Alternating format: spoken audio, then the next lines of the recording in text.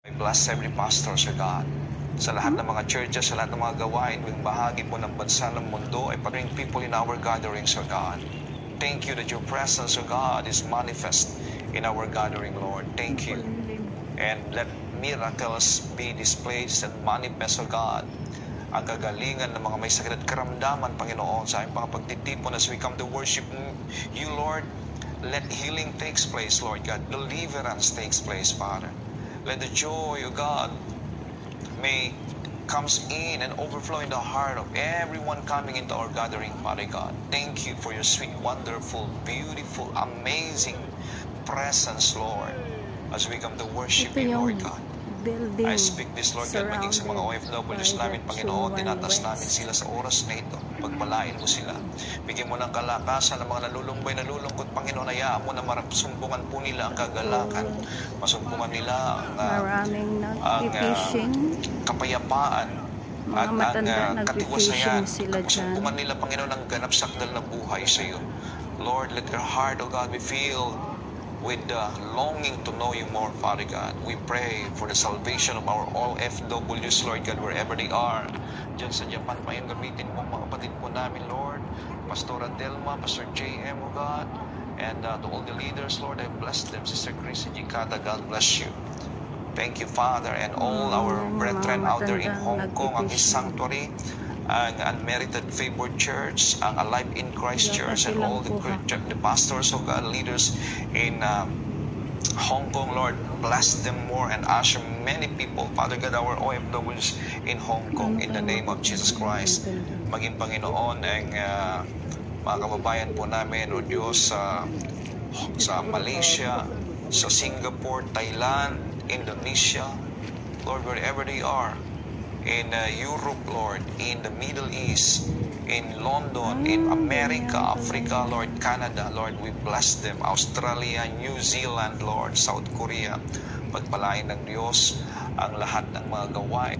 I bless everyone, Father, in the name of Jesus Christ. The blessing of the Lord be multiplied in your life. The strength and the joy of the Lord be upon you, and God will use you to testify God's goodness to all your loved ones. In the name of Jesus Christ. Thank you, Abba Father. Panginoon, pinataas rin po namin, Panginoon, ang bansang Israel. Patuloy ang iyong pag-iingat, Panginoon. Salamat po, Lord. This nation is yours, and you're protecting this nation. Aming pong ipinapahayag kapayapaan, Panginoon, sa bansang ito.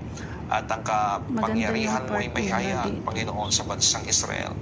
Thank you, Lord, for your promise to the nation of Israel, O God, that it is your nation and you're protecting it up to this now.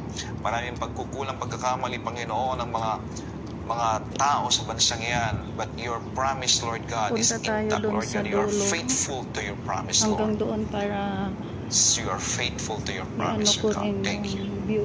Oh, glory to your name, O God. Hallelujah. Okay. Maraming salamat po sa inyo pong patuloy po na pakiisa sa pananalangin sa lahat po ng mga naririto. Ang inyo pong mga babasa po ng mga comment na meron po mga prayer requests dyan po sa comment box po natin. Just declare the healing, the favor, the answered prayer, or the peace of God, the joy of God, and that whatever the desire and whatever the prayers of those brethren na naisulat po dyan. Maski yung mga hindi po nakapagsulat sa comment box, whatever the desire of your heart, whatever your concern, God is concerned of your concern, and God, it is God's delight to bless you, my friend. So I speak it unto you in the name of Jesus Christ. Hallelujah. So this morning, tayo po ay nandito pa rin sa Mindoro, Rojas. Gusto man natin po ang kagalakan po ay magsisimula sa ating pong kalooban. Kaya ang tanong po ay, ano ang nagbibigay sa iyo ng kagalakan? Or sino ang nagbibigay sa iyo ng kagalakan? What makes you happy, or who bring makes you your happy? own bottle. Okay. Meron din palang Sabi po refill ng Psalms chapter 144 verse 15, water refill. happy are the people whose God is the Lord. So you are happy if your God is the Lord. Ate. So when Jesus became the Lord of your life, a supernatural force of happiness was deposited on you. Maring hindi mo pa na-discover, but you know, when you receive Christ Jesus in your heart, there is a supernatural, beyond measure, unexplainable joy, force of joy that was deposited in Dito lang you, ako. in me, and to every one of us Dito na lang nakipag-isa sa Panginoon. Kaya, we have to reject the mindset that others need to treat you right in order for you to be happy. Kasi, ang karamihan po sa atin ay kinakailangan merong ginagawang maganda ang ating kapwa sa atin upang tayo po ay maging masaya. O merong sinasabi ang tao sa atin na Dito tayo mabuti para sa tayo maging masaya. playground O ng mga merong magandang bata. nangyayari sa mga ginagawa natin para maging masaya. So, ibig sabihin, pagka ganon, your happiness comes from the outside.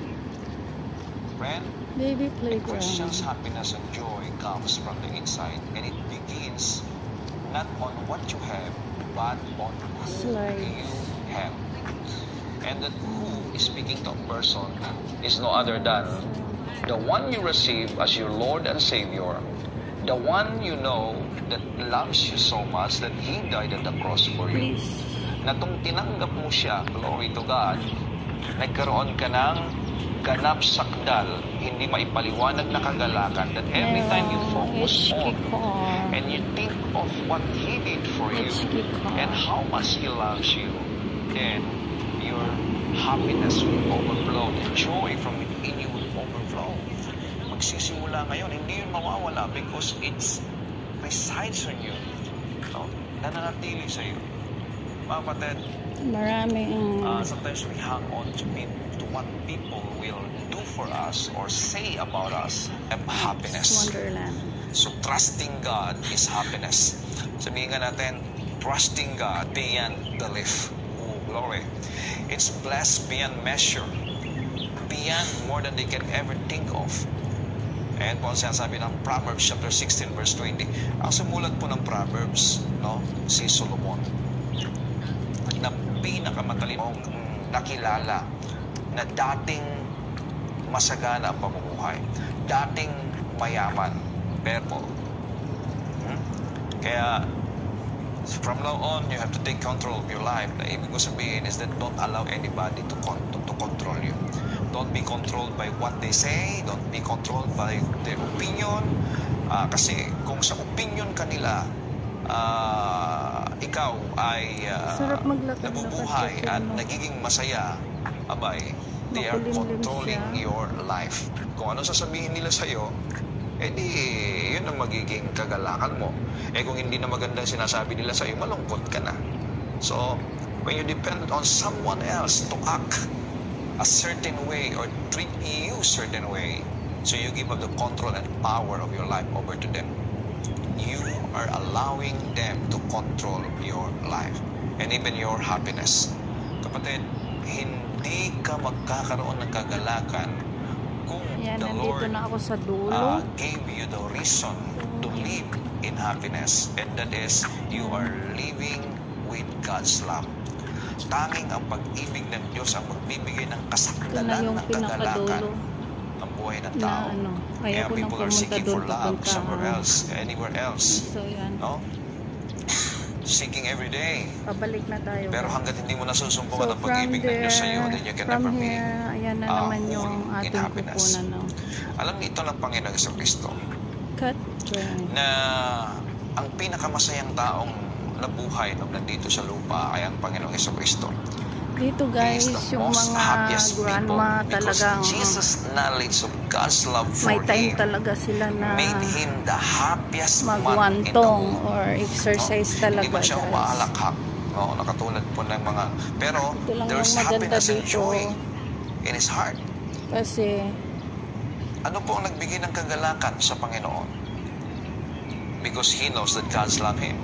ang maganda Lalong-lalo dito na, kasi no? guys, He hears the word from God, from his Father. You are my beloved Son, in whom I am well pleased. Wow. You are my beloved Son, in whom I am well pleased. That's the word ay naging buhay sa puso ng Panginoon nung siya po'y nandito sa lupa. At yan pong nagbibigay ng kagalakan sa kanya. Kaya nga, He loves to dwell, He loves to pray, He loves to commune with His Father because wala nang ibang pinakamasaya para sa Kanya kundi ang nakakausap niya, nakipag-commune siya sa Kanyang Ama. Kaya kung makikita po ninyo ang buhay ng Panginoon sa Kristo nang siya po'y nandito sa lupa, before He minister, after He minister, He always talking, He's always withdrawing Himself, talking to the Father. Why? Yan po ang pinakamasayang moment ng kanyang buhay. He loves. No, He's the happiest man. You are loved. In Hebrews chapter 1 verse 9, God anointed Jesus with oil because He loves righteousness. He loves God. Those who love righteousness. And you know what? What's that righteousness? It is the righteousness of Christ Jesus. If you love this righteousness of God and always acknowledge this righteousness of God in you, my friend, God anointed you with oil of gladness. Sabi sa Hebrews chapter 1 verse 9. Those who love righteousness, they were anointed with oil of gladness. Ito po ang lagi po natin ipinapahayag. Araw-araw sa buhay po natin that we are dwelling in the righteousness, not in our own righteousness, but in the righteousness of Christ Jesus. At ito po, dahil po dito, God anointed us with oil of gladness. The Holy Spirit of gladness is in us more than anybody else. Kaya kapatid, because God loves you and you know that God loves you, it is the reason now that you are this is the reason now that you are video ko happy. Guys, inaabot ko siya All the days of talaga your life. ng pang So, isang stop premiere. condemning yourself. Kasi tamad akong magdugtong-dugtong. Ang sabi po ng Romans 4:20, yung mga videos ko 14:22, is more happy on is popularization the man sa who does not place. condemn himself. So stop condemning Sa yourself place or ng disqualifying Chunwar. yourself in receiving the blessing of the Lord and receiving something good from God. Stop disqualifying yourself. No? Kasi minsan marami pong feeling guilty because of their shortcomings. Mga kapatid, come into the throne of grace. Come to God. Stop disqualifying yourself because if you're condemning yourself, mawawala yung kagalakan mo. Happy is the man who does not condemn himself. So guys, i-end na natin yung ating Jesus Christ video declares you dito. righteous. So you have to reject the condemning thoughts. Sabihin nga natin sa, isulat nga po ninyo yan, I reject condemning thoughts. Reject it in your mind, the condemning thoughts. So that Dito pala. happiness will come upon you Bye-bye. Thank you because for watching.